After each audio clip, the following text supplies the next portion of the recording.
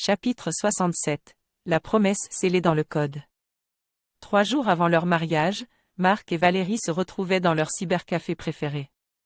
Ils étaient là, assis l'un en face de l'autre, les yeux fixés sur leurs écrans respectifs. Un observateur externe pourrait penser qu'il était simplement en train de naviguer sur Internet ou de travailler sur un projet. Mais ce qui se passait était bien plus significatif. Ils étaient en train de sceller leur promesse dans le code. Une promesse d'amour éternel. Marc travaillait sur une application de réalité augmentée. Il avait créé un filtre qui, lorsqu'il serait activé, révélerait un message codé. Ce message était une déclaration d'amour à Valérie, un engagement de son amour éternel pour elle. Une promesse de soutien constant. De son côté, Valérie avait travaillé sur une intelligence artificielle. Celle-ci était programmée pour fournir un soutien émotionnel en cas de besoin. Elle avait pris soin d'inclure une fonctionnalité qui enverrait un message à Marc chaque fois qu'il se sentirait stressé ou dépassé. Le message était simple: je suis là pour toi, Marc. Tu n'es pas seul. Une promesse de respect mutuel.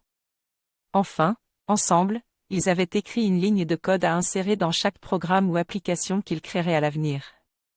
C'était une sorte de pacte numérique qui affirmait leur respect mutuel, leur engagement à se soutenir mutuellement dans toutes leurs entreprises. Lorsqu'ils ont terminé, ils se sont regardés, un sourire sur les lèvres. Ils savaient que leurs promesses ne seraient pas rompues, car elles étaient scellées dans le code. Un code qui, comme leur amour, était infaillible et éternel. Ce jour-là, ils ont réalisé qu'ils n'étaient pas seulement en train de sceller leurs promesses dans le code. Ils scellaient également leur amour et leur engagement l'un envers l'autre, une promesse de toujours se soutenir, de toujours se respecter, et d'être toujours là l'un pour l'autre. C'était plus qu'une promesse. C'était une déclaration d'amour éternel, scellée dans le code.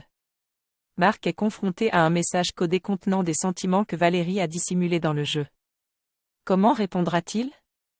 Si vous décidez que Marc répond aux sentiments de Valérie par un message d'amour codé dans le jeu, rendez-vous au chapitre 69, le décodage de l'amour éternel.